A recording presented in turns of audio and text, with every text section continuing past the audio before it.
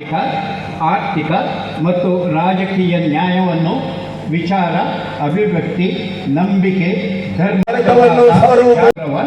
ದೇಶದ ಏಕತೆ ಮತ್ತು ಸಮಗ್ರತೆಗಾಗಿ ಎಲ್ಲರಲ್ಲಿ ಭಾರತತ್ವ ಭಾವನೆಯನ್ನು ಮೂಡಿಸುವುದಕ್ಕೆ ದೃಢ ಸಂಕಲ್ಪ ಮಾಡಿ ನಮ್ಮ ಸಂವಿಧಾನ ಸಭೆ ನವೆಂಬರ್ ತಿಂಗಳ 26ನೇ ದಿನದಂದು ಈ ಸಂವಿಧಾನವನ್ನು ನಮಗೆ ಕೊಂಡು ಅಂಗೀಕರಿಸಿ ಶಾಸನವಾಗಿ ವಿಧಿಸಿಕೊಂಡಿದ್ದೇವೆ.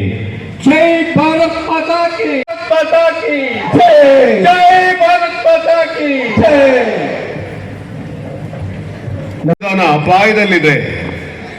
ಯಾತಕ್ಕಾಗಿ ಸಂವಿಧಾನ ಅಪಾಯದಲ್ಲಿದೆ ಅಂತಂದ್ರೆ, ಇವತ್ತು ನಿಮ್ಮ ಮಸೀದಿಗೆ ಅಪಾಯ ಇದೆ ಅಂತ ಹೇಳಿದ್ರೆ ಬಹಳಷ್ಟು ಜನ ಮಚ್ಚು ಕೊಡ್ಲಿ ಹಿಡ್ಕೊಂಡು ನಿಂತ್ಕೊಳ್ತಾರೆ. ನಿಮ್ಮ ದೇವಸ್ಥಾನಕ್ಕೆ ಅಪಾಯ ಇದೆ ಅಂತ ಹೇಳಿದ್ರೆ ಬಹಳಷ್ಟು ಜನ ಮಚ್ಚು ಕೊಡ್ಲಿ ಹಿಡಿದು ನಿಲ್ತಾರೆ. ಸಂವಿಧಾನಕ್ಕೆ ಅಪಾಯ ಇದೆ ಅಂತಂದ್ರೆ ಯಾರು ಕೂಡ ಅದರ ಬಗ್ಗೆ ತಲೆ ಕೆಡಿಸ್ಕೊಳ್ತಾ ಇಲ್ಲ. ಬಹಳ ದೊಡ್ಡ ಪ್ರಮಾಣದಲ್ಲಿ ಸಮಾಜದಲ್ಲಿ ಯಾವ ವಿರೋಧ ವ್ಯಕ್ತ ಆಗಬೇಕಾಗಿತ್ತು ಅದರ ಬಗ್ಗೆ ಆ ಪ್ರಮಾಣದ ವಿರೋಧ ನಾವು ನೋಡ್ತಾ ಇಲ್ಲ. ನಮಗೆ ಮಂದಿರಗಳ ಮೇಲೆ, ಮಸೀದಿಗಳ ಮೇಲೆ, ಚರ್ಚುಗಳ ಮೇಲೆ ಪ್ರೇಮ ಇದೆ. ಆದರೆ ಈ ಸಂವಿಧಾನ ಇಲ್ಲದೆ ಹೋಗಿದ್ರೆ ಆ ಮಂದಿರ ಇದ್ದು ಅದು ನಮ್ಮದಾಗ್ತಾ ಇರಲಿಲ್ಲ, ಆ ಮಸೀದಿ ಇದ್ದು ಅದು ನಮ್ಮದಾಗ್ತಾ ಇರಲಿಲ್ಲ, ಆ ಚರ್ಚು ಇದ್ದು ಅದು ನಮ್ಮದಾಗ್ತಾ ಇರಲಿಲ್ಲ. ಅದು ನಮ್ಮದಾಗಿದೆ ಅಂದರೆ ಅದಕ್ಕೆ ಕಾರಣ ಭಾರತ ದೇಶದ ಸಂವಿಧಾನ ಅನ್ನೋದನ್ನ ನಾವ್ಯಾರು ಕೂಡ ಮರಿಬಾರದು. ಸಂವಿಧಾನ ಇದ್ರೆ ನಾವಿರ್ತೀವಿ. ಸಂವಿಧಾನ ಇದ್ರೆ ನಮಗೆ ಕನಸು ಕಾಣುವ ಅಧಿಕಾರ ಸಿಗುತ್ತೆ. ಸಂವಿಧಾನ ಇದ್ರೆ ನಮಗೆ ಶಕ್ತಿ ಬರುತ್ತೆ. ಸಂವಿಧಾನ ಇಲ್ಲದೆ ಹೋದ್ರೆ ನಾವಿದ್ದು ಕೂಡ ವ್ಯರ್ಥ ಬಾಳನ್ನ ಬಾಳಬೇಕಾಗತ್ತೆ. ನಾನು ತೀರಾ ಇತ್ತೀಚೆಗೆ ಯಾರೋ ಒಬ್ರು ಧರ್ಮಗುರುಗಳು ಮಾತಾಡೋದು ಕೇಳ್ಕೊಂಡೆ. ಈ ಸಂವಿಧಾನ ಹಿಂಗ್ ಸರಿ ಇಲ್ಲ, ಇದನ್ನ ಬದಲಾಯಿಸ್ಬಿಡ್ಬೇಕು ಅಂತ ಮಾತನಾಡ್ತಾ ಇದ್ರು.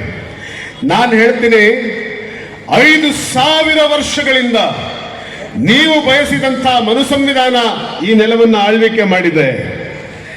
ಆದರೆ ಕೇವಲ 75 ವರ್ಷಗಳ ಈಚೆಗೆ ನಾವು ಬಾಬಾ ಸಾಹೇಬ್ ಅಂಬೇಡ್ಕರ್ ಅವರು ಬರೆದಿರುವಂತಹ ಮನುಷ್ಯ ಸಂವಿಧಾನವನ್ನ ಭಾರತ ದೇಶ ನೋಡ್ತಾ ಇದೆ.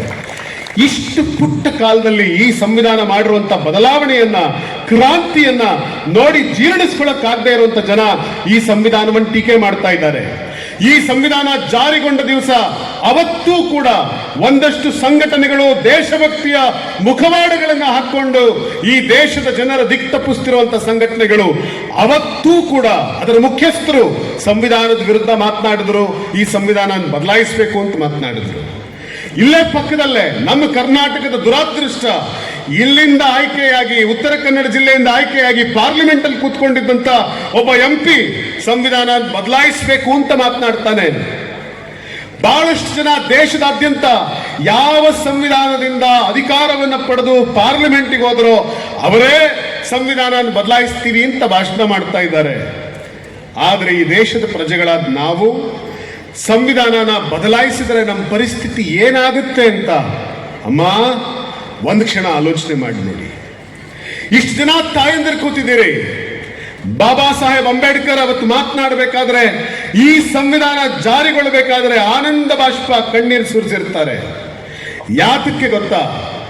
ಇಲ್ಲಿಗೆ 75 ವರ್ಷಗಳ ಹಿಂದೆ ಸ್ವಾತಂತ್ರ್ಯ ಬರೋದಕ್ಕಿಂತ ಮುಂಚೆ ಅಥವಾ ಸಂವಿಧಾನ ಜಾರಿಯಾಗೋದಕ್ಕಿಂತ ಮುಂಚೆ ಒಬ್ಬ ಹೆಣ್ಣು ಮಗಳನ್ನ ಎಬ್ಸಿ, ಅಮ್ಮ ನಿನ್ ಮಗ ಏನಾಗ್ಬೇಕು ಅಂತ ನಿನಗೆ ಆಸೆ ಇದೆ ಅಂತ ಕನಸುಕ್ಕೆ, ನಿನಗೇನಾಗ್ಬೇಕು ನಿನ್ ಮಗ, ನಿನ್ ಕನಸೇನು ಅಂತ ಪ್ರಶ್ನೆ ಕೇಳಿದ್ರೆ ಆ ತಾಯಿ ಏನು ಉತ್ತರ ಕೊಡ್ತಾ ಇದ್ಲಂತೆ ಗೊತ್ತಾ?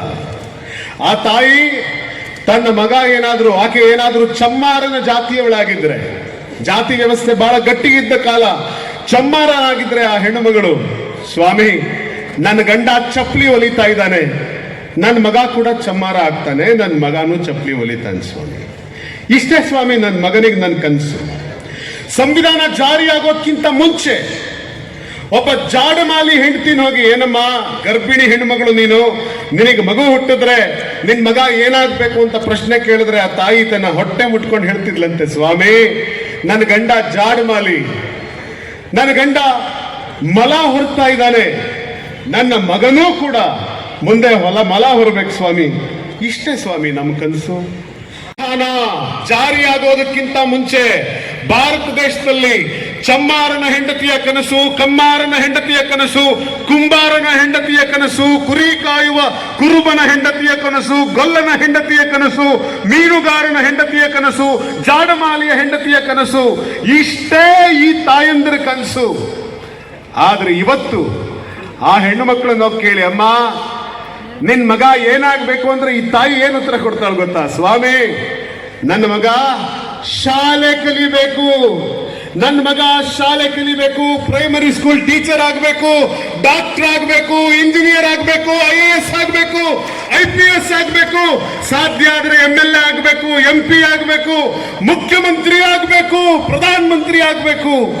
ಕೆಳಜಾತಿಯ ಜನ, ತಳ ಸಮುದಾಯದ ಜನ, ಹಿಂದುಳಿದ ವರ್ಗದ ಜನ, ನಿಮಗೇನಾದ್ರೂ ಕೂಡ ನಿಮ್ಮ ಮಕ್ಕಳಿಗೆ ಕನಸು ಕಾಣುವ ಹಕ್ಕನ್ನ ಕೊಟ್ಟಿದ್ರೆ, ಕನಸನ್ನ ಕೊಟ್ಟಿದ್ರೆ, ಆ ಕನಸನ್ನ ಕೊಟ್ಟಿರುವಂತ ಗ್ರಂಥ ಅದೇ ಭಾರತ ದೇಶದ ಸಂವಿಧಾನ, ಅಂಬೇಡ್ಕರ್ ಬರೆದಂತ ಸಂವಿಧಾನ, ಅಂಬೇಡ್ಕರ್ ಬರೆದ ಸಂವಿಧಾನ.